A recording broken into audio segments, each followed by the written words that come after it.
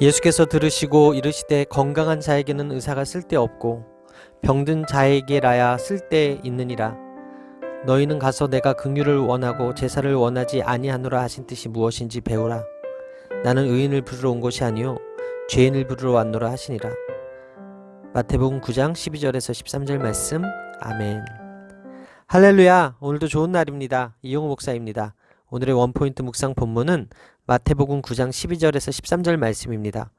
마태는 긍휼의 주제를 강조함으로써 율법을 초월하는 긍휼의 시대가 도래했음을 알립니다.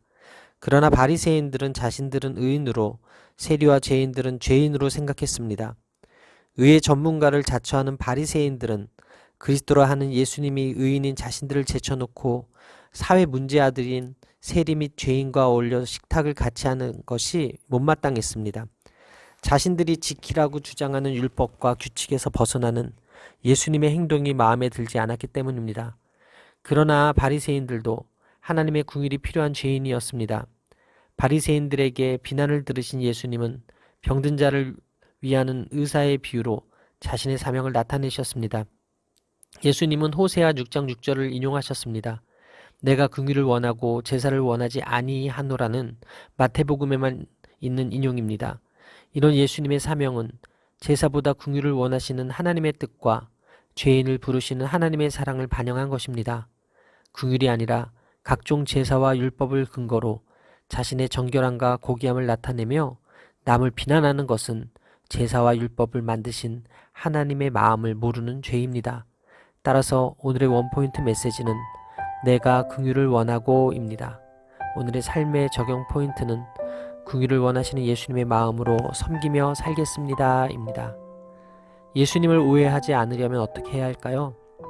예수님이 어떤 분인지 올바로 알아야 합니다. 예수님이 어떤 마음으로 사역을 하셨는지 알아야 합니다. 예수님은 율법에 따라 죄인들을 처단하고 심판하기 위해 오신 분이 아닙니다. 그분은 제사보다 긍휼을 원하시며 죄인이 아닌 의인을 부르러 오셨습니다. 죄인들에게 구원을 베풀기 위해 오셨습니다. 그래서 죄인들을 위해 십자가에서 보혈을 흘리셨습니다. 여러분은 예수님이 어떤 분인지 정확히 알고 있습니까? 예수님은 자칭 의인이라 하는 자들이 소외시키는 죄인들을 고치러 오셨습니다. 그래서 교회는 마음에 드는 사람들끼리 모이는 조직이 아니라 죄인들을 받아들여 고치는 병원이 되어야 합니다. 긍휼의 마음에서 우러나는 경건 행위야말로 하나님 아버지를 닮은 모습입니다. 긍휼을 원하시는 주님과 같이 오늘도 이웃을 긍휼히 여기며 사십시오. 반드시 긍휼히 여김을 받으실 것입니다. 기도하시겠습니다. 죄인을 부르러 오신 주님, 저에게 찾아와 저를 먼저 불러주시고 제자 삼아주시니 감사합니다. 바리새인처럼 스스로 의인인 줄 착각하여 남을 판단하고 정죄하는 악에서 떠나게 도와주옵소서. 오늘도 예수님의 마음을 알아 긍휼히 여기는 자가 되어 예수님의 사명을 이어받는 제가 되게 하여 주옵소서. 이 모든 말씀 살아계신 예수 그리스도의 이름으로 기도합니다. 아멘. 새 포도주를 낡은 부대에 넣지 아니하나니 그렇게 하면 부대가 터져 포도주도 쏟아지고 부대도 버리게 됨이라. 새 포도주는 새 부대에 넣어야 둘이 다 보존되느니라. 마태복음 9장 17절 말씀. 아멘. 할렐루야. 오늘도 좋은 날입니다. 이용우 목사입니다. 오늘의 원포인트 묵상 본문은 마태복음 9장 17절 말씀입니다. 예수님은 혼인잔치의 비유에 새 옷감, 새 포도주를 소재로 답변하십니다. 새 포도주는 낡은 가죽 부대에 넣지 않습니다. 새로 담근 술은 새 포도주가 발효되면서 낡은 가죽 부대가 팽창하여 신축성이 떨어지는 낡은 가죽 부대에 새 술을 넣으면 터지고 맙니다. 새 옷감을 낡은 옷에 붙이거나 새 포도주를 낡은 가죽 부대에 넣는 사람이 없듯이 예수님을 통한 하나님의 새로운 역사는 당시 바리새인들에 의해 형식화한 종교 의례에는 담길 수 없었습니다. 바리새인과 요한의 제자들은 율법적 형식주의에 매여 누구보다 부지런히 예식법을 지켜왔습니다. 그러나 그들은 자신들이 지키고 있는 행위들에 만족한 나머지 예수님이 주시는 새 포도주와 같은 복음의 기쁨이 필요하지 않는 상태가 된 것입니다. 이것은 그들이 자신들이 행하는 종교 행위들 속에 담긴 참된 의미를 인식하지 못한 채 형식에 치우쳐 있었음을 보여주는 것입니다. 예수님은 이스라엘을 새 출애굽시켜 새 언약을 맺으시고 새 시대를 여시는 분이십니다. 예수님으로 말미암아 새 시대가 도래했는데 이를 알지 못하고 여전히 옛 질서를 고집하는 것은 어리석은 일입니다. 거듭남 없이 옛사람의 모습을 고집하면 영원한 생명이신 예수님을 담을 수 없습니다. 새 시대에는 하나님의 아들이 오셔서 계시하신 뜻대로 살아가야 합니다. 바리새인과 서기관들, 요한의 제자들은 이를 알지 못했습니다. 율법의 형식이 아닌 복음의 자유 안에서 행할 때 주님이 내 안에서 역사하십니다. 주님이 우리에게 원하시는 것은 지금보다 더 나아지는 정도가 아닙니다. 물이 변해 포도주가 되는 것 같은 완전한 변화, 곧 성령으로 거듭난 심령을 원하십니다. 성도는 하나님의 새 역사를 맡는데 걸림돌이 되는 고정관념을 버려야 합니다. 따라서 오늘의 원포인트 메시지는 새 술은 새 부대에입니다. 오늘의 삶의 적용 포인트는 말씀을 통해 삶을 점검하며 고정관념을 버리며 살겠습니다입니다. 유대교는 복음을 담기에는 너무 낡았습니다. 그래서 하나님은 교회를 세우셨고 주님의 몸된 교회로 하여금 복음의 새 포도주를 담는 새 부대가 되게 하셨습니다. 만약 우리가 예수님을 믿으면서도 하나님과 진정한 사귐을 갖는 복을 놓친 채 형식에 얽매인다면 주님이 주시는 기쁨은 결코 누릴 수 없을 것입니다. 그러므로 살아계신 예수님과의 교제를 가로막고 방해하는 고정관념을 버리십시오. 말씀을 통해 물이 변하여 포도주가 되는 변화, 성령으로 거듭난 심령의 변화가 여러분 삶에 있게 되기를 바랍니다. 기도하시겠습니다. 새 포도주는 새 부대에 넣어야 한다는 말씀을 통해 진리를 깨닫게 하시니 감사합니다. 바리새인처럼 스스로 의인인 줄 착각하며 남을 판단하고 정죄하는 악에서 떠나게 도와주옵소서. 예수님이 보여주신 하나님 나라의 완전한 모습과 뜻대로 저의 마음을 새롭게 하며 과거의 낡은 가치관과 죄를 버리게 하여 주옵소서. 이 모든 말씀 살아계신 예수 그리스도의 이름으로 기도합니다. 아멘. 예수께서 거기에서 떠나가실 새 두 맹인이 따라오며 소리질러 이르되 다윗의 자손이여 우리를 불쌍히 여기소서 하더니. 마태복음 9장 27절 말씀. 아멘. 할렐루야. 오늘도 좋은 날입니다. 이용 목사입니다. 오늘의 원포인트 묵상 본문은 마태복음 9장 27절 말씀입니다. 구원사역의 원동력은 백성을 불쌍히 여기시는 긍휼함입니다. 예수님의 그 무한하신 사랑 때문에 인간에게 구원이 임했습니다. 예수님이 관리의 죽은 딸을 살리시고 그 집을 떠날 때 두 맹인이 따라오며 소리를 지릅니다. 그들은 예수님이 다윗의 자손, 즉 메시아이심을 정확히 알고 있었습니다. 성전에서 성경을 보는 대제사장, 바리새인 서기관도 예수님이 메시아이심을 몰랐는데 맹인들은 알고 있었습니다. 예수님은 두 맹인의 외침을 듣고도 마태의 집으로 들어가셨습니다. 그럼에도 그들은 집 안으로 따라 들어와 치료를 간청하며 예수님을 다윗의 자손이라 부릅니다. 마태복음에서 예수님을 이렇게 고백한 사람은 이 두 맹인이 처음입니다. 두 맹인은 말씀에 대한 다양한 학습을 제공받은 사람들이 아니었습니다. 그럼에도 불구하고 그들은 어떻게 믿음을 가질 수 있었을까요? 그것은 하나님의 말씀을 받아들이는 단순한 마음 때문입니다. 그들은 자신들이 들은 짧은 말씀과 사람들이 전해주는 예수님과 관련된 소문들을 어린아이와 같이 단순하게 받아들였습니다. 그들은 자신들의 수고나 노력으로 보상으로 치유를 구하는 것이 아니었기에 불쌍히 여기소서라는 외침으로 예수님의 긍휼을 바랄 수밖에 없었습니다. 비록 그들은 장애로 앞을 볼 수 없지만 영적인 눈은 밝았습니다. 그들은 예수님이 누구인지, 이 세상에 왜 오셨는지를 알았습니다. 예수님이 다윗의 자손이시며 자신들을 불쌍히 여기실 하나님이신 것을 알았습니다. 우리가 주님께 나아갈 때 이러해야 합니다. 믿음은 이러한 것입니다. 믿음이 있는 사람은 부끄러움을 무릅쓰고 어떻게 해서든 주님을 향해 나아갑니다. 예수 그리스도를 전적으로 신뢰한 그들은 결국 믿음대로 병고침을 받았습니다. 따라서 오늘의 원포인트 메시지는 긍휼히 여기소서입니다. 오늘의 삶의 적용 포인트는 오늘도 주님의 긍휼을 구하며 살겠습니다. 입니다. 성도는 예수님의 일하심에 믿음으로 순종으로 반응하는 사람입니다. 오늘날 많은 사람이 예수님의 능력을 경험하고 싶어 하면서도 생생한 체험 없이 신앙생활을 하고 있습니다. 그 이유는 자신이 가진 이성적 판단과 분별력을 앞세운 나머지 단순한 믿음을 가질 수 없기 때문입니다. 아무리 종교 지식이 풍부해도 예수님이 메시아라는 사실을 알지 못하면 아무 소용이 없습니다. 예수님을 메시아로 고백하는 사람이 진정으로 영안이 밝은 사람입니다. 우리 인생은 종이 한 장으로 눈앞을 가려도 앞을 볼 수 없습니다. 내일일을 알지 못한 채 헛되고 미련한 계획을 세우는 우리는 맹인과 같은 존재입니다. 그래서 우리는 매 순간 주님을 향해 외쳐야 합니다. 주여, 우리를 불쌍히 여기소서. 나의 약함 때문에 부르짖는 것이 예수님의 긍휼을 입는 길이며 은혜입니다. 기도하시겠습니다. 목자 없던 양 같던 제 삶에 찾아오셔서 치유하시고 회복하신 주님의 은혜에 감사드립니다. 여전히 영적인 소경이 되어 육신의 눈으로만 세상과 하나님 나라를 바라보았던 것을 회개합니다. 믿음으로 주님을 바라보지 못한 저를 불쌍히 여기셔서 주님의 말씀에 믿음으로 반응하며 살게 하여 주옵소서. 오늘도 주님의 긍휼을 입게 하여 주옵소서. 이 모든 말씀 살아계신 예수 그리스도의 이름으로 기도합니다. 아멘.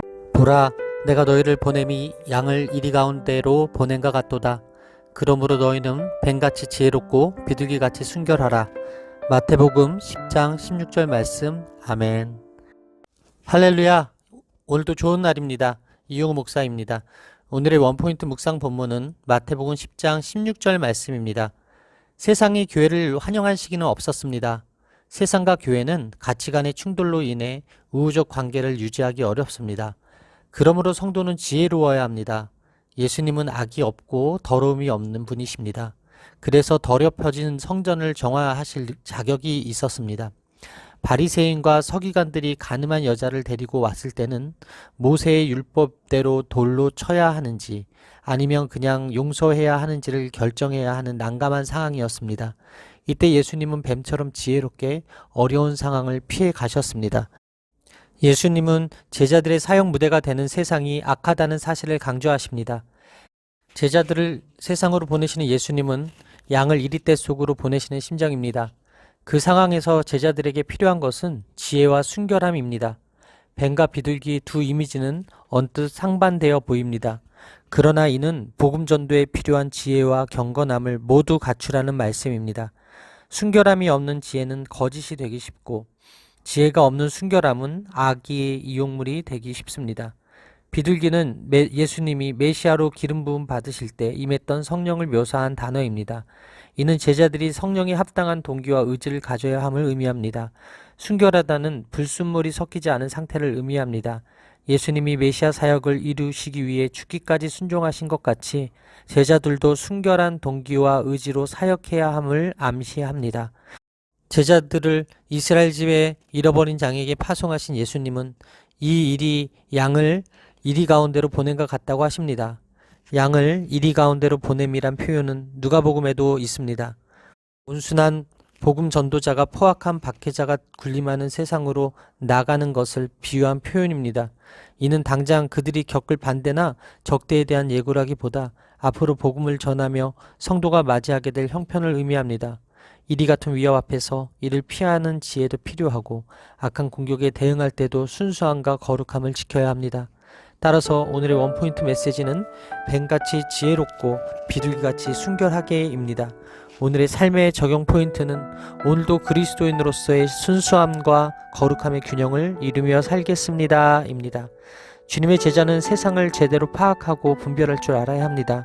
또 세상을 알되 거기에 동화되지 않고 경건함을 지켜야 합니다. 매사에 신중하고 사력 있게 처신함으로 사탄의 간교한 음모에 빠지지 말아야 하며 말씀의 순수함을 고수해 악한 세상의 사고방식과 행동 양식에 물들지 말아야 합니다. 양 같은 제자들이 의지할 수 있는 유일한 대상은 그들의 목자이신 예수님이십니다. 세상 속에 살면서도 예수님을 의지함으로 세상을 뛰어넘을 때 신자는 소금과 빛의 역할을 할 수 있습니다. 오늘도 뱀같이 지혜롭고 비둘기같이 순결하게 사십시오. 기도하시겠습니다. 예수님 이름 때문에 장차받을 고난과 박해가 있음을 알게 해주시니 감사합니다. 지혜로움과 순결함의 균형을 잘 이루며 복음을 증거하는 청지기가 되게 하여 주옵소서. 제 속에서 말씀하시는 성령님을 의지해 어디서나 뱀같이 지혜롭고 비둘기같이 순결한 그리스도의 제자가 되게 하여 주옵소서. 이 모든 말씀 살아계신 예수 그리스도의 이름으로 기도합니다. 아멘. 수고하고 무거운 짐진 자들아 다 내게로 오라. 내가 너희를 쉬게 하리라. 나는 마음이 온유하고 겸손하니 나의 멍에를 메고 내게 배우라. 그리하면 너희 마음이 쉼을 얻으리니 이는 내 멍에는 쉽고 내 짐은 가벼움이라 하시니라. 마태복음 11장 28절로 30절 말씀. 아멘. 할렐루야. 오늘도 좋은 날입니다. 이용호 목사입니다. 오늘의 원포인트 묵상 본문은 마태복음 11장 28절로 30절 말씀입니다. 사람은 누구나 예수님이 말씀하신 것처럼 수고하고 무거운 짐을 지고 자기의 길을 걸어가는 존재입니다. 그래서 인간의 고생스럽고 무거운 짐을 벗어버리고 참된 평안과 안식을 얻는 것은 모든 인간에게 동일한 소망입니다. 인간은 자신이 감당해야 할 인생의 짐을 덜어내고 참된 안식을 찾으려고 온갖 노력을 다합니다.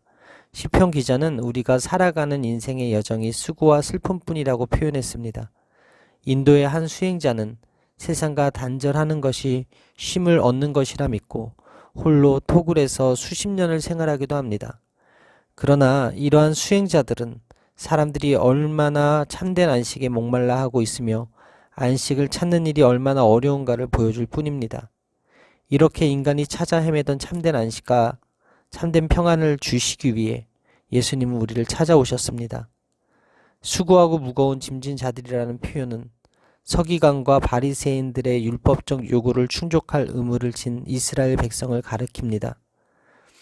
예수님은 우리의 수고와 무거운 짐을 없애주시겠다고 약속하지 않으십니다. 예수님이 쉬게 하시는 방법은 율법 준수의 의무를 없애는 것이 아닙니다. 예수님은 오히려 너희 의가 서기관과 바리새인보다 더 낫지 못하면 결코 천국에 들어가지 못하리라고 말씀하셨습니다. 예수님은 당신의 멍에를 메고 당신께 배우게 하심으로써 백성을 쉬게 하십니다. 멍에는 가축의 목에 씌우는 나무 기둥으로서 이것의 목적은 이들을 힘들게 짓누르는 것이 아니라 주인의 뜻에 따라 효과적으로 움직이게 하는 것입니다. 따라서 예수님의 멍에를 메고 그에게 배운다는 것은 예수님의 뜻에 따라 예수님이 가르쳐 주시고 모범으로 보여주신 방식대로 내면의 진정성을 가지고 율법을 지킨다는 것입니다. 예수님은 우리와 마찬가지로 연약한 육신을 가지고 이 땅을 사셨습니다. 예수님이 가신 길은 세상 사람들이 보기에는 어리석은 십자가 길입니다. 주님은 오늘도 저마다 절대치의 고난 가운데 근심과 두려움에 무거운 짐을 지고 걸어가는 사람을 초청하십니다. 쉼을 얻으려면 예수께로 나아가고 그 안의 말씀으로 내 상과 고난의 이유를 배우고 다른 사람을 섬길 때 나의 짐이 예수님의 멍에로 바뀌게 됩니다. 온유하고 겸손한 마음으로 그 십자가의 길로 배우며 따르는 사람에게 주님은 세상이 줄 수 없는 참된 안식과 평안을 약속하십니다. 따라서 오늘의 원포인트 메시지는 너희 마음이 쉼을 얻으리니 입니다. 오늘의 삶의 적용 포인트는 오늘도 주님 앞에서 저의 수고하고 무거운 짐을 내려놓겠습니다 입니다. 구원받은 성도의 짐이 사라진 것은 아닙니다. 다만 짐이 가벼워집니다. 온유와 겸손을 구하며 순종할 때 우리는 예수님을 닮게 되고 우리 삶에 참된 평강이 임합니다. 예수님을 영접한 자의 삶에는 참된 안식이 주어집니다. 오늘도 수고하고 무거운 짐을 예수님 앞에 내려놓으십시오. 우리가 그분께 나아가면 죄의 짐으로부터 해방되어 푸른 초장과 실만한 물가에서 넉넉한 안식을 경험할 수 있습니다. 기도하시겠습니다. 형언할 수 없는 주님의 은혜를 누린다고 하면서도 제게 주어진 짐을 무겁게만 느꼈던 심정을 고백합니다. 제 안에 교만과 불신을 떨쳐버리고 온유하고 겸손하셨던 주님의 멍에를 함께 메고 온전한 쉼을 얻는 하루가 되게 하여 주옵소서. 오늘도 주님 앞에서 말씀으로 내 삶의 이유를 배우고 저의 무거운 짐이 예수님의 멍에로 바뀌어 참된 평안을 누리게 하여 주옵소서. 이 모든 말씀 살아계신 예수 그리스도의 이름으로 기도합니다. 아멘. 인자는 안식일의 주인이라 하시니라. 마태복음 12장 8절 말씀. 아멘. 할렐루야, 이용 목사입니다. 오늘도 좋은 날입니다. 오늘의 원포인트 묵상 본문은 마태복음 12장 8절 말씀입니다. 안식일 준수는 10계명 중 4계명으로 명시되어 있는 중요한 명령입니다. 안식일을 거룩하게 지키는 것은 성도에 마땅한 의무입니다. 하나님은 안식일에 대한 모든 권한을 인자에게 위임하셨습니다. 그러므로 예수님은 안식일의 주인으로서 안식일을 소유하시고 주관하시는 분이십니다. 유대인들은 안식일과 관련된 많은 규정들을 만들었습니다. 유대교의 규례인 미시나를 보면 안식일에 하지 말아야 할 일 39가지가 기록되어 있습니다. 그러나 그것을 지키기는 매우 어려웠습니다. 그 중에는 곡식을 자르지 말 것, 타작하지 말 것, 까부르지 말 것이라는 규정이 있습니다. 제자들은 이삭을 잘랐습니다. 쭉정이에서 알곡을 빼냈습니다. 손으로 비벼 쭉정이를 바람에 날렸습니다. 3가지 규례를 다 어긴 것입니다. 안식일의 규례를 어겼다고 비방하는 바리새인들을 향해 예수님은 다윗과 그와 함께한 자들이 진설병을 먹은 일을 언급하십니다. 그러면서 그들에게 율법에서 읽지 못하였느냐고 물으셨습니다. 바리새인들은 말씀을 제대로 읽지 못하고 어떻게 적용해야 하는지 몰랐기에 안식이 없었습니다. 당시 이스라엘 추수되는 대부분의 밀은 로마에 바쳐졌습니다. 일반 백성은 자신들이 지배한 밀을 먹지 못했습니다. 그래서 추수하기 전에 몰래 먹어야 했습니다. 제자들이 밀밭에서 밀을 잘라 먹은 것은 일반 백성의 배고픔과 억울함을 대변합니다. 예수님은 자신이 성전보다 더 크신 분이며 자비와 궁일이 빠진 제사를 받지 않으신다고 말씀하십니다. 나는 자비를 원하고 제사를 원하지 아니하노라는 말씀은 호세아 6장 6절에 대한 암시로 회개가 없고 삶의 변화도 없는 이스라엘에 대한 책망입니다. 호세아의 자비는 하나님을 아는 것과 연결됩니다. 요지는 하나님이 원하시는 것은 율법 준수 자체가 아니라 하나님을 올바로 알아 그의 뜻을 율법 준수에 반영하는 태도입니다. 핵심은 인자가 안식일을 준수해야 하는 분이 아니라 안식일의 주인임을 깨닫는 것입니다. 예수님이 안식일에 하신 일은 사람들이 잃어버린 안식을 되찾아주는 것이었습니다. 죄로 인해 하나님의 형상을 잃어버린 인생을 새로운 피조물로 회복시켜 하나님의 자녀가 되게 하는 것입니다. 그리하여 영원한 안식에 참여할 존재로 회복시키는 것입니다. 이처럼 잃어버린 영혼을 찾아 구원하는 것이야말로 안식일에 해야 할 가장 중요한 일입니다. 따라서 오늘의 원포인트 메시지는 안식일의 주인입니다. 오늘의 삶의 적용 포인트는 안식일의 주인 되신 주님의 자비와 긍휼을 가지고 살겠습니다 입니다. 안식일을 율법적으로 준수하다 보면 그저 예배와 기도 외에는 어떤 노동도 해서는 안 된다는 규정에 매여 정작 안식일의 기본 정신인 긍휼을 망각할 수 있습니다. 안식일의 기본 정신은 자비와 긍휼입니다. 우리는 하나님이 제정하신 안식일을 규범으로만 여겼던 바리새인과 같은 모습이 없는지 자신을 돌아봐야 합니다. 영육간에 연약하고 허기진 이들을 섬기는 것이야말로 예수님을 안식일의 주인으로 삼는 모습입니다. 집에서 온라인으로 예배드리는 상황을 오히려 더 편하게 여김으로써 안식일의 주인 대신 예수님을 잃어버린다면 결국 영적 무감각에 빠질 것입니다. 그러므로 안식일을 맞이하는 우리는 그날의 주인이신 예수님을 만나고 영화롭게 하는데 우리 마음을 모을 수 있어야 합니다. 우리가 안식일에 예수님과 더욱 깊은 영적 교제를 경험하고 우리 영혼에 부어주시는 새로운 힘을 공급받는다면 우리는 세상에서 승리를 경험하게 될 것입니다. 기도하시겠습니다. 안식일의 주인 되신 주님, 바리새인과 같은 모습이 제게 있었음을 고백합니다. 형식적인 예배와 봉사가 아닌 자비와 긍휼의 마음으로 안식일의 주인 되신 예수님을 예배하게 하여 주옵소서. 안식일의 주인이신 주님이 기뻐하시게 예배뿐 아니라 안 믿는 자들에게 복음을 전하고 말씀과 기도로 치유하며 생명을 살리는 사역을 감당하는 제가 되게 하여 주옵소서. 이 모든 말씀 살아계신 예수 그리스도의 이름으로 기도합니다. 아멘. 더러는 좋은 땅에 떨어짐에 어떤 것은 100배, 어떤 것은 60배, 어떤 것은 30배의 결실을 하였느니라. 귀 있는 자는 들으라 하시더라. 마태복음 13장 8절로 9절 말씀. 아멘. 할렐루야. 오늘도 좋은 날입니다. 이용우 목사입니다. 오늘의 원포인트 묵상 본문은 마태복음 13장 8절에서 9절 말씀입니다. 씨앗은 어디에 뿌려지느냐에 따라 그 결과가 다릅니다. 당시에는 땅을 경작하고 씨를 뿌린 것이 아니라 씨를 뿌리고 땅을 경작했습니다. 그래서 땅에 돌도 있고 가시떨기도 있고 옥토도 있습니다. 동일한 말씀이 뿌려졌음에도 길가, 돌밭, 가시떨기 좋은 땅의 여부에 따라 결실은 엄청난 차이가 있습니다. 예수님의 비유에서 씨앗은 하나님 나라를 설명하는 말씀을 상징합니다. 열매 맺지 못하는 이유는 씨가 아닌 땅의 문제입니다. 듣는 이의 마음 상태에 따라 말씀의 역동적 역사 여부가 갈립니다.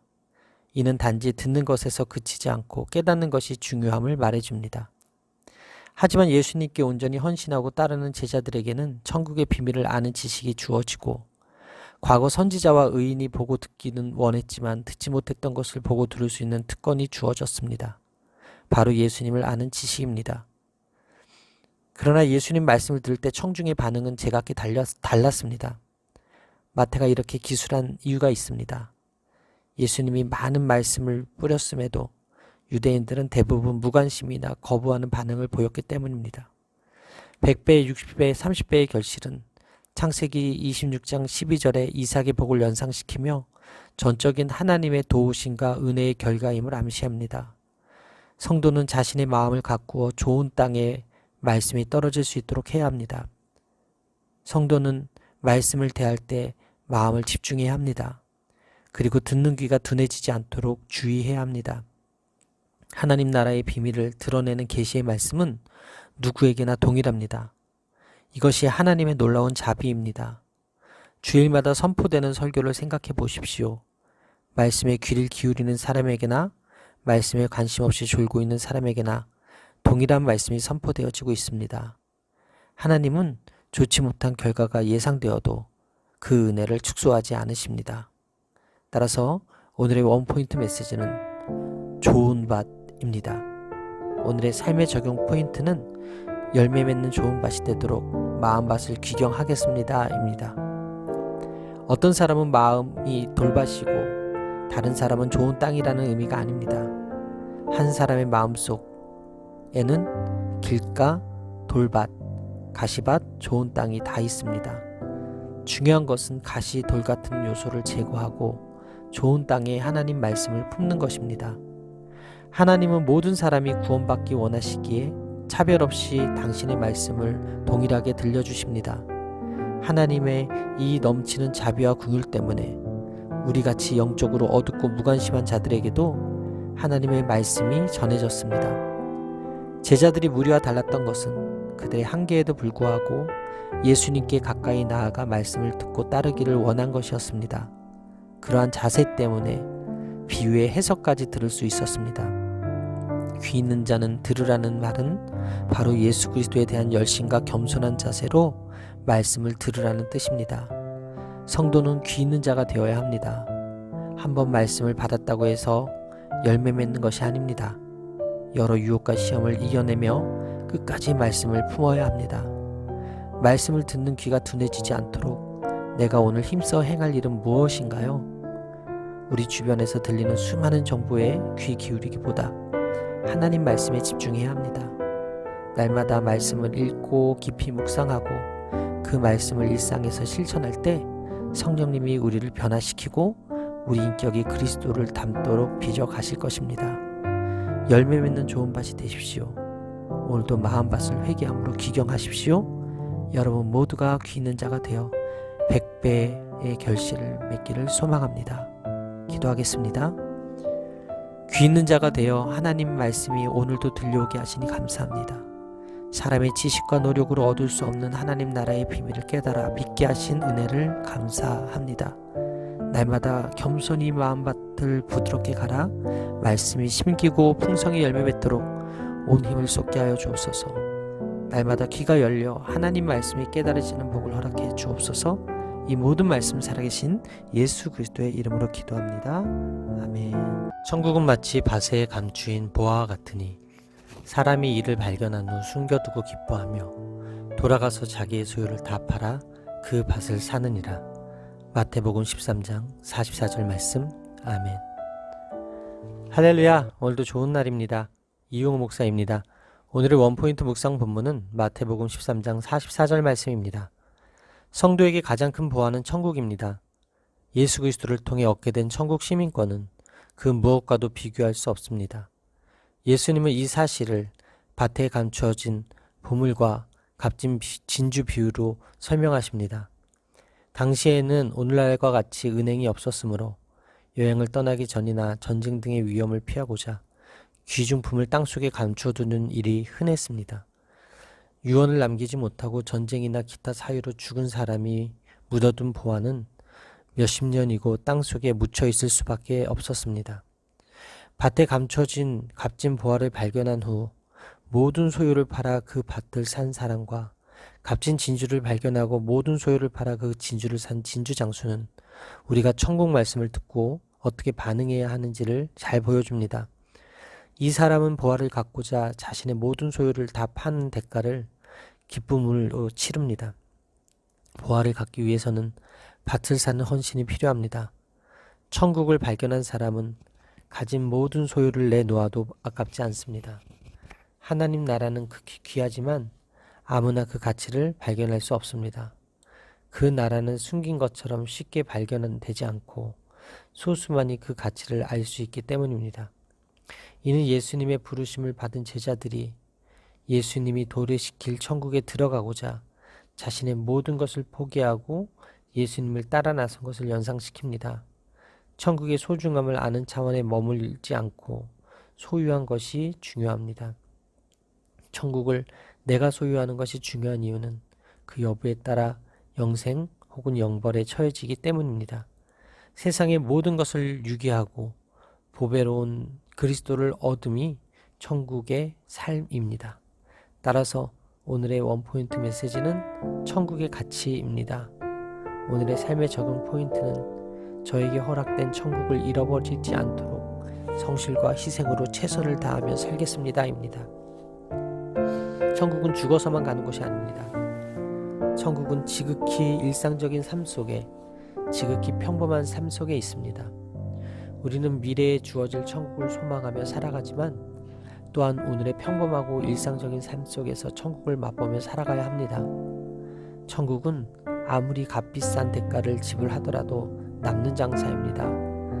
그럴 만한 충분한 가치가 있는 곳입니다. 천국이라는 보화를 얻기 위해 어떤 대가를 치르더라도 지불하는 것은 찰나의 것을 주고 영혼을 얻는 그야말로 수익률이 무한대인 거래입니다. 천국을 얻기 위해서는 나의 물질, 관계, 건강, 지식, 심지어 생명까지도 하나님께 내어드리며 자신을 부인하는 값을 치러야 합니다. 더 귀한 가치를 위해 그보다 덜한 것을 희생하고 기쁨으로 대가를 치르는 것이야말로 지혜입니다.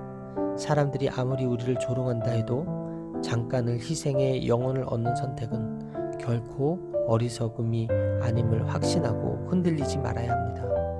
여러분은 천국을 소유하고 계신가요? 그렇다면 그 천국의 가치를 아는 자답게 살고 계신가요?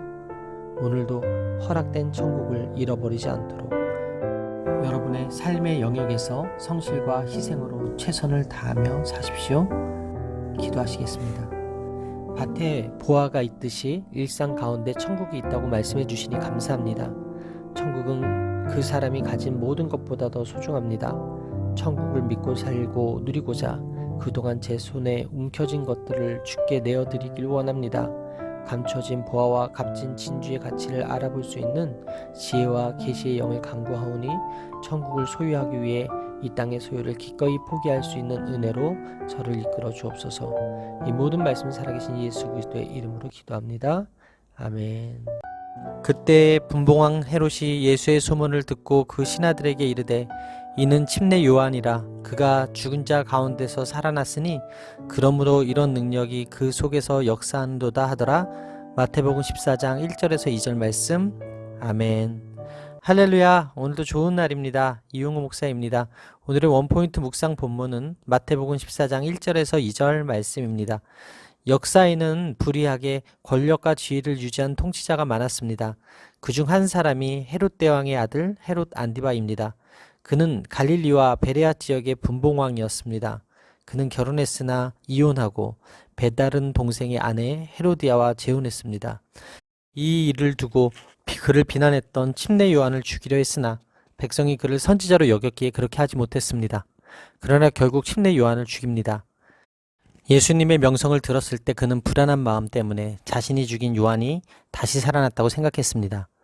자신의 지위가 위협을 받을까봐 염려했습니다. 헤롯은 자기 안위를 위해 하나님의 역사를 막은 자였습니다. 예수님은 그를 여우로 평가하셨습니다. 예수님을 침례 요한의 환생으로 생각한 근거는 그에게서 이런 능력이 나타났기 때문입니다.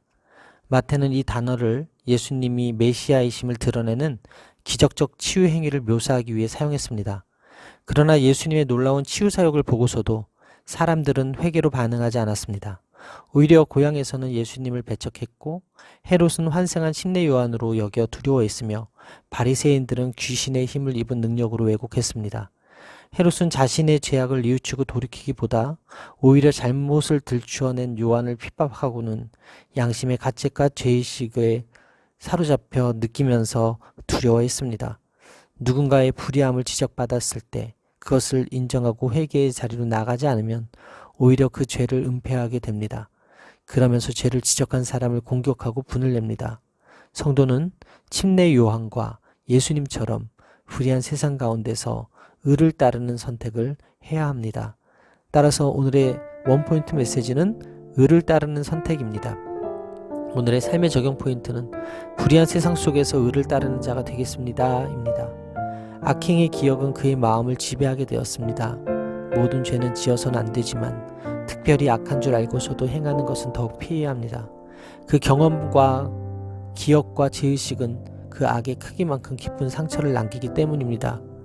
지위와 신분은 평안을 주지 못합니다. 힘과 권력도 안정감을 주지 못합니다. 비록 가진 것이 없더라도 양심의 가책을 받지 않고 진리에 순종하는 사람만이 참된 행복을 누릴 수 있습니다. 예수님이 행하시는 놀라운 치유와 회복을 보았다고 해서 예수님이 누구인지 알게 되거나 받아들이게 되는 것이 아닙니다. 믿음의 눈이 없이는 결코 예수님이 메시아이심을 알 수도 없고 예수님을 통해 도래한 하나님 나라에 들어갈 수도 없습니다. 헤롯은 왕궁에, 침례 요한은 빈들에 있었습니다. 헤롯은 권력자였지만 침례 요한은 아무런 힘도 없었습니다. 헤롯은 비참하고 초라한 인생을 살았지만 침례 요한은 영광스럽고 위대한 인생을 살았습니다. 사랑하는 여러분, 복된 삶은 진리와 함께 사는 것임을 기억하십시오. 불의한 세상 속에서 의를 선택하며 사는 여러분 되기를 바랍니다. 기도하겠습니다. 헤롯을 통하여 저의 죄를 보게 하시고 의인 침례 요한의 삶과 예수님을 통해 하나님이 원하시는 것을 발견케 하시니 감사합니다. 권력의 유무에 의해 선과 악이 뒤바뀌는 혼돈의 시대 속에서 주님 다시 오실 길을 준비하는 사명을 온전히 감당할 수 있는 믿음과 분별력을 허락하여 주옵소서. 누군가 저의 죄악과 불의함을 지적하거나 저에게 쓴소리를 할 때 그것을 인정하고 엎드리게 하여 주시고 오늘도 불의한 세상 속에서 의를 따르는 삶을 살게 하여 주옵소서. 이 모든 말씀 살아계신 예수 그리스도의 이름으로 기도합니다. 아멘. 다 배불리 먹고 남은 조각을 12바구니에 차게 거두었으며 먹은 사람은 여자와 어린이 외에 5,000명이나 되었더라. 마태복음 14장 20절에서 21절 말씀. 아멘. 할렐루야. 오늘도 좋은 날입니다. 이용 목사입니다. 오늘의 원포인트 묵상 본문은 마태복음 14장 20절에서 21절 말씀입니다. 기독교는 부족한 종교가 아니라 차고 넘치는 종교입니다. 하나님은 인색하신 분이 아니라 풍성하게 채워주시는 분이십니다. 예수님은 무리를 명하여 잔디 위에 앉게 하셨습니다. 예수님 손에 넘어간 오병이어는 복의 통로가 되었습니다. 그리고 하늘을 우러러 기도하신 후 오병이어를 나누어 주셨습니다. 그러자 놀랍게도 떡과 고기가 없어지지 않았습니다. 나누어도 음식은 줄어들지 않았습니다. 여기서 이를 먹은 사람은 여자와 어린아이를 제외하고도 5,000명이 되었다고 기록되어 있는데 장정 5,000명과 여자와 아이들은 어떤 갈릴리 마을보다 많은 인구였습니다. 이는 광야에서 만나와 메추라기를 먹었던 이스라엘 백성이 계수되었던 것처럼 예수님의 광야 잔치에 참여한 무리가 하나님 백성으로 계수되었음을 암시하는 장치입니다. 2만 명은 좋게 되었을 많은 사람이 놀랍게도 배불리 먹고 남은 것을 모으니 무려 12강줄이나 남았습니다. 12바구니에 차게 남았다는 것은 무엇을 의미할까요? 12바구니는 12지파를 상징하는 것으로 볼 수 있습니다. 하나님은 이스라엘을 출애굽시킨 후 광야에서 만나와 메추라기로 필요를 채워 주셨습니다. 여기서 배불리 먹다라는 단어는 마태복음에서 총 4번 사용되었는데 뒤에 3번 모두 5,000명과 4,000명을 먹이신 기적과 관련됩니다. 제임스 칼라스는 사탄의 억압은 잔인할 정도로 황폐하게 만든다면 하나님의 사랑은 낭비라 할 정도로 충만하게 나타난다고 말했습니다. 하나님은 언제나 넘치게 주셨으며 풍성하게 역사하십니다. 문제는 해결되었고 모든 사람이 만족했습니다. 예수님은 제자들에게 남은 조각을 거두라고 하십니다. 남은 부스러기를 모으는 일은 음식의 부패를 방지하기 위해 유대인들의 식사 때 빠지지 않는 일이었습니다. 이는 환경을 깨끗하게 하려는 의도이기보다 어떤 것도 버려지지 않도록 하기 위함이었습니다. 남은 조각 12바구니는 12지파와 광야에서 내려주셨던 풍성한 만나를 상징합니다. 이를 통해 12제자로 대변되는 새로운 이스라엘도 하나님의 보호와 공급 안에서 인도받을 것입니다. 따라서 오늘의 원포인트 메시지는 다 배불리 먹고입니다.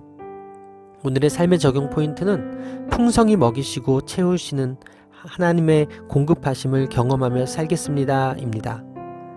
제자들은 시간과 장소, 큰 무리와 적은 음식은 잘 보고 계산했습니다. 그러나 그들은 가장 중요한 한 분을 보지 못했습니다. 바로 예수님입니다. 부족한 음식이어도 주님을 신뢰하고 가져가면 큰 무리를 먹이고도 남을 텐데 주님을 보지 않으니 두렵고 걱정스럽기만 합니다. 지금 문제에 압도당해 어찌할 바를 모르는 나에게 주님은 그 문제를 내게 가져오라고 말씀하십니다. 다 배불리 먹고의 배부름은 천국의 특징입니다. 모두 배불렀다는 데서 이 식사가 천국의 식사임을 알 수 있습니다. 사랑하는 여러분, 천국은 모두가 배부른 곳입니다. 여러분의 문제를 예수님께 가져가십시오.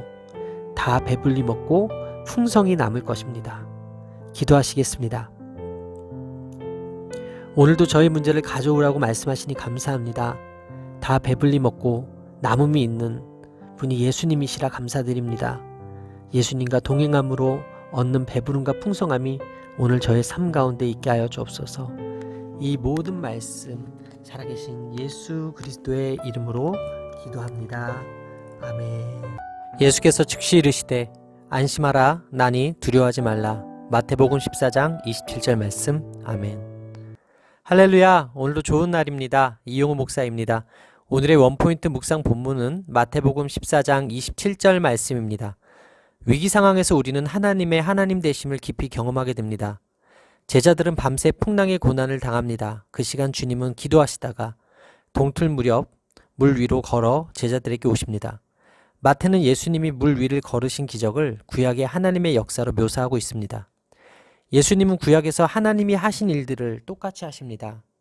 물을 통제하시며 물에 빠져 위험에 처한 백성을 구하신 하나님이 스스로를 지칭하는 표현을 사용해 자신이 누구신지를 밝히십니다. 하나님이 물을 제압하여 노아의 가족과 이스라엘 백성을 구원하셨던 것처럼 예수님도 물을 통제하여 자신의 백성을 구해내십니다. 예수님은 초자연적인 이적을 통하여 자신이 모든 자연 법칙을 주관하시는 하나님이심을 분명히 보여주고 계십니다. 그러나 제자들은 물 위를 걸어오시는 예수님을 보고 유령으로 착각해 소리질렀습니다. 무속적 시각에 의하면 바다는 악령의 집이었기에 제자들은 예수님을 저승사자쯤으로 생각했을지도 모릅니다. 이때 예수님은 즉시 그들을 향하여 안심하라 나니 두려워하지 말라고 말씀하십니다. 나니로 옮긴 에고 에이미는 호렙산에서 모세를 만나신 하나님이 스스로를 소개하신 어구입니다. 이 이야기는 교회가 세상에서 고난을 당할 때 주님이 창조주 하나님의 영광으로 나타나 구원하신다는 사실을 상징적으로 보여주고 있습니다. 물 위로 걸어오시는 예수님은 자신이 하나님이심을 밝히십니다. 제자들은 날마다 예수님을 따라다니면서 수많은 표적을 보았음에도 주님을 알아보지 못했습니다. 예수님의 모습에 기겁하며 제자들은 두려워했습니다. 예수님에 대해 무지했고 믿음이 없었기 때문입니다. 따라서 오늘의 원포인트 메시지는 나니 두려워하지 말라입니다. 오늘의 삶의 적용 포인트는 예수님을 바로 알고 두려워하는 마음을 버리고 담대히 살겠습니다입니다. 제자들은 매우 현실적으로 반응했지만 그 판단의 기저에는 예수님에 대한 무지가 있었습니다. 우리도 마찬가지입니다. 예수님을 알아야 하나님이 하시는 일을 이해할 수 있습니다. 믿고 따른다고 하지만 알지 못한다면 하나님이 하시는 역사를 받아들이길 거부할 수 있습니다. 난이 두려워하지 말라는 주님의 음성을 듣고 물 위로 걸어가다가 거센 바람을 보고 이내 두려워 물에 빠진 베드로와 같이 살지 않기 위해서 고난의 시선을 빼앗기지 말고 주님을 바라보며 그 말씀을 붙들어야 합니다. 그때 비로소 고난의 의미도 깨닫고 예수님께서 하나님의 아들이심을 고백하게 됩니다. 그러므로 의심에 빠지지 않으려면 매일 말씀을 되새겨야 합니다. 오늘도 주신 말씀을 통해 예수님을 바로 알게 되기를 바랍니다. 내 안에 두려워하는 마음을 버리고 담대히 예수님과 동행하며 사는 여러분 되기를 바랍니다. 기도하겠습니다. 풍랑 한가운데서 안심하라, 난이 두려워하지 말라고 말씀하신 주님, 인생의 파도가 아무리 거세게 몰아쳐도 주님께 시선을 고정하고 믿음으로 나아가길 원합니다.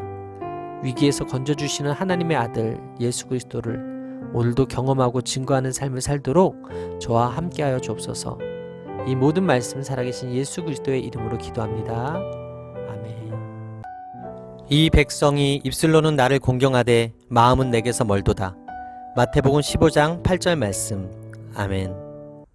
할렐루야. 오늘도 좋은 날입니다. 이용 목사입니다. 오늘의 원포인트 묵상 본문은 마태복음 15장 8절 말씀입니다. 신앙생활에서 전통은 중요합니다. 그러나 그 전통이 본질을 잘 담고 있는지 확인하는 것은 더 중요합니다. 유대교의 총본사님 바리새인과 서기관은 말씀에 순종하는 척하면서도 실제로는 관심이 없고 껍데기만 치중하는 외식하는 자들이었습니다. 전통을 지키는 일이 겉으로는 하나님을 위한 것처럼 보이지만 실제로는 자기 의를 높이는 것으로 끝나기에 외식하는 자들을 만듭니다. 바리새인들은 모세의 계명을 확장하여 자신들의 전통을 만들었습니다. 바리새인들의 가식도 문제였지만 더 큰 문제는 하나님 말씀을 자기가 원하는 대로 해석한다는 데 있었습니다. 그들은 전통을 지키는 것을 자랑하고 지키지 못하는 사람들을 무시했습니다. 당시 유대 지도자들은 복잡한 의식과 엄격한 규칙은 준수했지만 마음으로는 하나님과 멀어져 있었습니다. 이사야의 지적처럼 입술로는 하나님을 존경하지만 실제로는 아무런 관심이 없었습니다.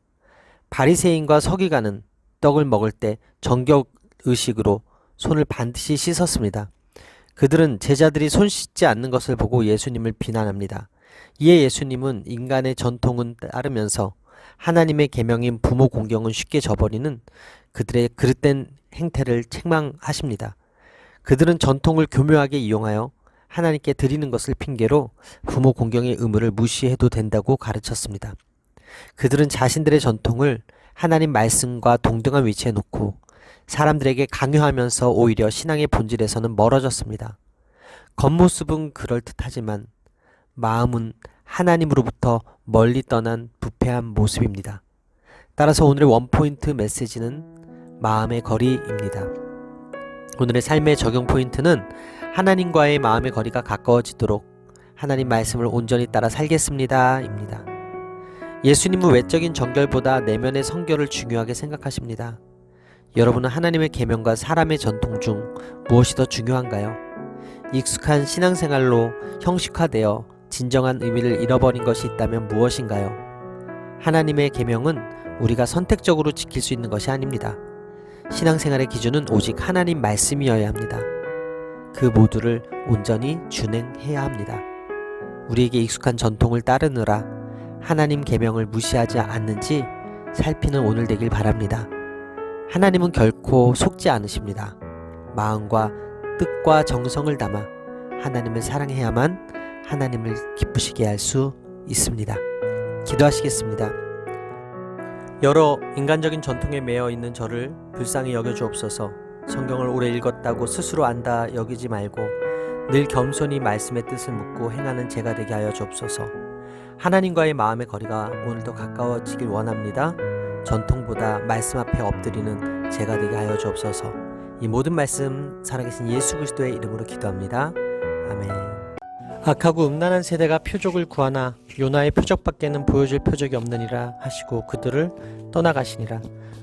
마태복음 16장 4절 말씀. 아멘. 할렐루야. 오늘도 좋은 날입니다. 이용우 목사입니다. 오늘의 원포인트 묵상 본문은 마태복음 16장 4절 말씀입니다. 예수님 당시 바리새인과 사두개인들은 의도적으로 예수님을 거부했습니다. 칠병이어 사건 이후 그들은 예수께 와서 하늘로부터 오는 표적을 보이라고 요구했습니다. 이 두 집단은 신학적 성향이 서로 달라 물과 기름처럼 서로 섞일 수 없는 존재였습니다. 사두개인은 구전으로 내려오는 율법을 부정하고 모세 오경만을 인정했습니다. 또한 천사의 존재와 부활을 믿지 않았습니다. 성전 제사와 제사장들의 역할을 인정해주는 로마 치하의 현 세상이 그리 나쁘지 않았기 때문입니다. 반면 바리새인들은 모세 오경과 구전을 모두 중시하고 천사의 존재와 부활을 믿었습니다. 그들은 메시아가 오셔서 로마를 물리치고 세상을 바로잡으셔서 의인들에게 부활을 주시리라고 믿었습니다. 이처럼 큰 차이가 있음에도 지금은 예수님을 걸려 넘어지게 하려고 뭉친 후 한 마음을 품었습니다. 그들은 자신들의 추종자들을 빼앗는 예수님을 제거해 자신들의 입지를 보호하려는 악하고 음란한 동기와 계획을 가진 자들이었습니다. 많은 사람이 예수님의 표적을 보고 따랐지만 이들은 요지부동이었습니다.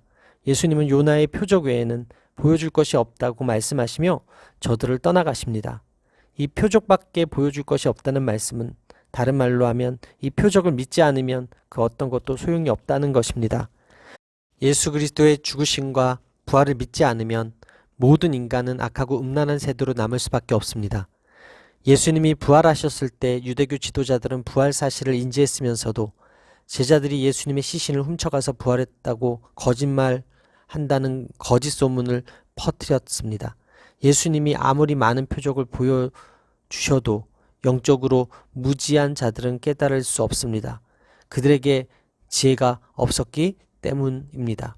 영적 지혜는 하나님을 믿는 자에게 주시는 선물입니다. 악하고 음란한 자들은 결코 이 영적 지혜를 소유할 수 없습니다.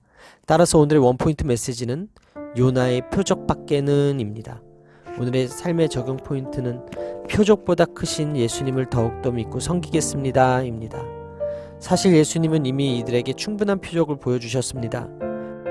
하늘의 상태를 보고 날씨 변화를 예측할 줄 아는 이들에게 예수님이 지금까지 보여주신 표적과 가르침을 보고 예수님이 메시아이심을 깨닫는 것은 어려운 일이 아닙니다. 그럼에도 불구하고 깨닫지 못하는 이유는 마음의 문제 때문입니다. 이들이 악하고 음란한 마음을 가졌기에 예수님이 표적을 충분히 보여주셨는데도 불구하고 믿지 않는 것입니다. 믿음이 있어야 제대로 보고 들음으로 제대로 반응할 수 있고 하나님을 기쁘시게 할 수 있습니다. 예수님을 알아보고 나의 약함과 음란함을 고백해야 표적 구하기를 멈출 수 있습니다.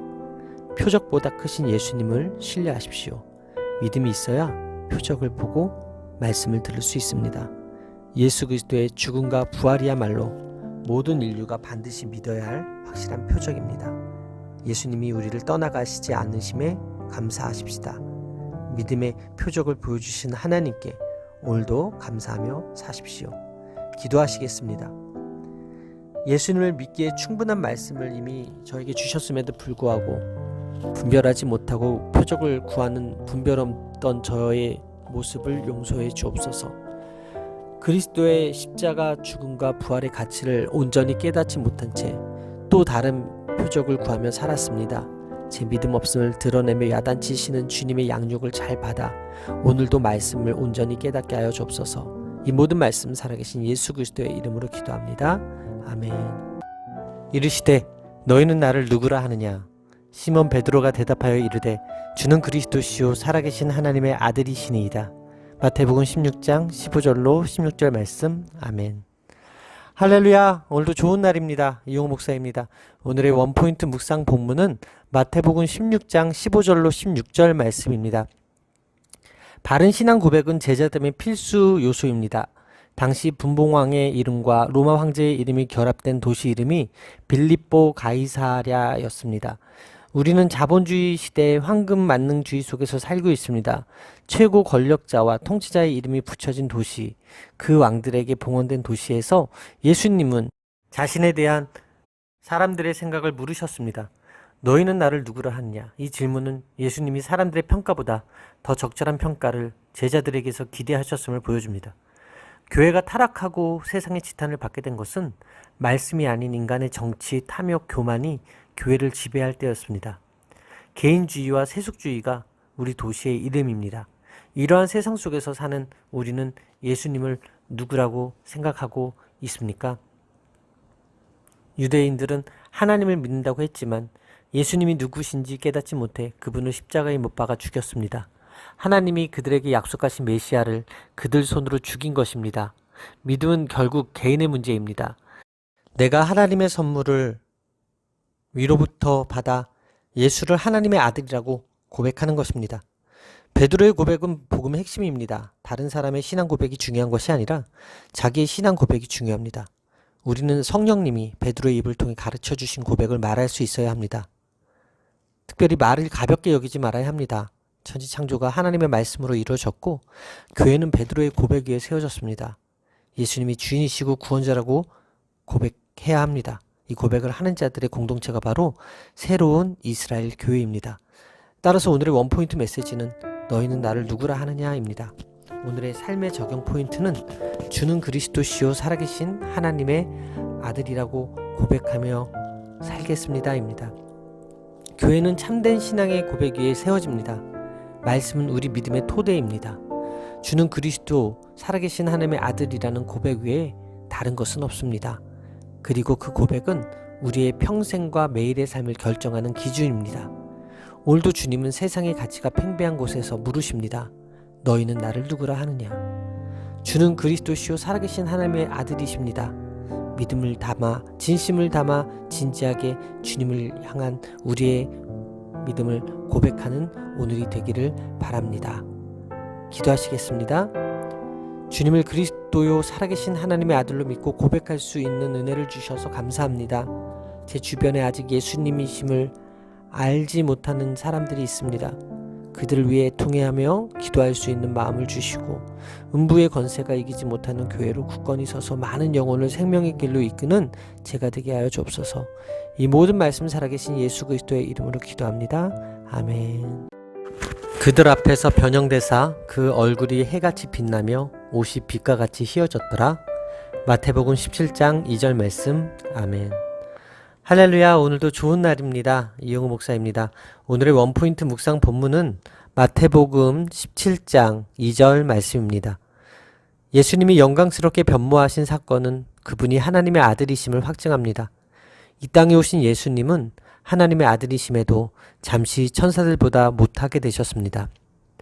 그 예수님이 세 제자를 데리고 높은 산에 올라가셨습니다. 그리고 산 위에서 변형되어 영광의 본체를 제자들 앞에서 드러내셨습니다. 베드로와 야고보와 요한은 높은 산에서 얼굴과 옷이 밝게 빛나고 모세와 엘리야와 함께 대화를 나누시는 영광스러운 예수님을 목격하게 됩니다.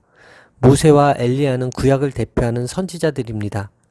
모세는 시내산에서 만난 하나님을 다시 만났습니다. 엘리야는 갈멜산에서 만난 하나님을 다시 만났습니다. 그들이 예수님과 더불어 말한다는 것은 예수님이 그리스도시라는 증거입니다.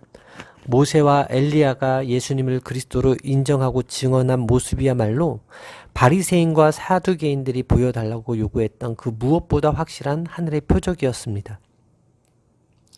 변형되다는 변모하다, 전혀 다른 것이라는 의미로 예수님이 하나님의 아들이자 신적인 존재인 자신을 드러내셨음을 뜻합니다. 그 얼굴이 해같이 빛나며 옷이 빛과 같이 휘어졌더라는 서술은 다니엘 7장 9절에 묘사된 옛적부터 계신 이의 모습을 반영한 것과 같습니다. 예수님이 산에서 변화되심은 제자들을 위해 하신 일이었습니다. 인자가 왕권을 가지고 오는 것과 변화산 사건은 분명하게 연관이 있습니다. 이 장면은 예수님이 바로 구약이 인정하는 그리스도시며 신약의 교회를 열어가시는 구원자심을 상징적으로 나타내는 것이었습니다.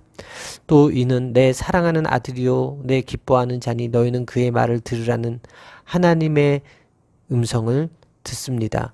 이때 제자들에게 가장 필요한 것은 예수님이 하나님 아들이라는 확신이었습니다. 예수님의 변형 사건은 이 믿음을 위해 준비된 선물입니다. 따라서 오늘의 원포인트 메시지는 믿음을 위해 준비된 선물입니다. 오늘의 삶의 적용 포인트는 예수님의 그리스도이심의 증거를 담대히 전하며 살겠습니다 입니다. 예수님은 이 땅에 오신 하나님이십니다. 예수님은 당신을 믿고 따르기로 결심한 자들에게 당신이 누구신지 분명하게 알려주십니다.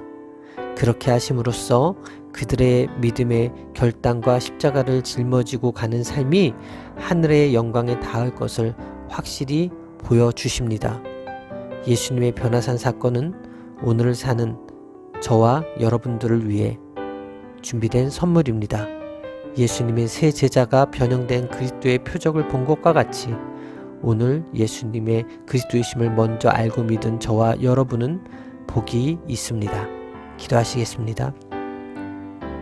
하나님의 본체로서 형언할 수 없는 광채를 지니신 예수님, 십자가 죽음 전에 제자들을 위로하시고 소망을 주시고자 부활의 영광을 미리 보여주신 그 배려와 사랑을 말씀을 통해 깨닫게 하시니 감사합니다.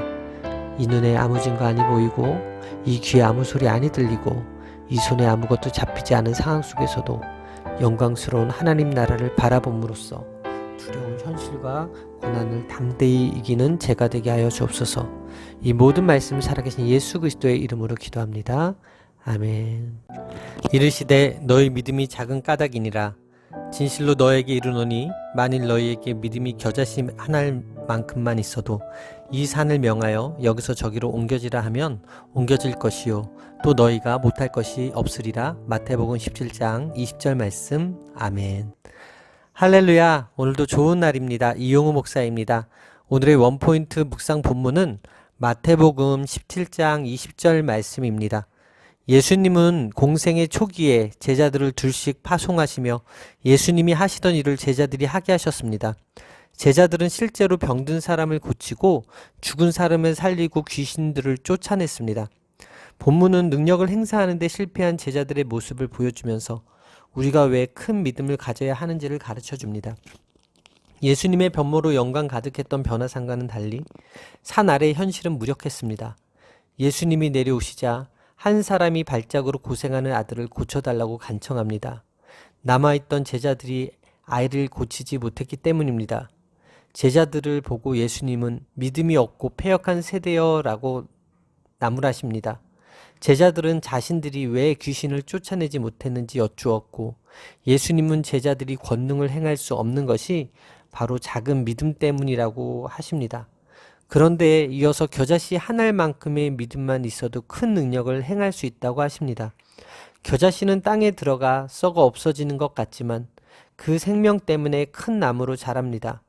이처럼 내가 땅속에 들어가 썩어지는 상황도 피하지 않고 구원을 위해 기도하고 인내하면 내 안에 있는 그리스도의 생명이 나와 우리 집을 구원하는 생명나무로 자라게 될 것입니다. 초대교회에 많이 나타났던 초자연적 능력이 오늘날 교회에 잘 나타나지 않는 데에는 여러 가지 이유가 있겠지만 그중 하나는 믿음이 작기 때문입니다. 제자들은 매 순간 주님의 능력을 의지해야만 예수님이 맡기신 사역을 감당할 수 있었습니다. 제자도는 이 사실을 인정하고 매 순간 예수님을 의지하는 것입니다. 제자들은 이러한 사실을 망각하고 있었습니다. 주님처럼 산다는 것이 특별한 능력을 행사한다는 뜻이 아닙니다. 많은 그리스도인들이 주님처럼 살지 못하는 근본적인 이유는 주님을 전적으로 믿지 않기 때문입니다. 말로는 믿음을 고백하지만 내적 자와 전인격은 온전한 믿음을 갖고 있지 않습니다. 따라서 경건의 모양은 있지만 경건의 능력은 행하지 못하는 것입니다. 세상에서 더 이상 조롱받지 않고 치유와 회복의 역할을 감당하려면 온전한 믿음, 순전한 믿음을 가져야 합니다. 따라서 오늘의 원포인트 메시지는 겨자씨만한 믿음입니다.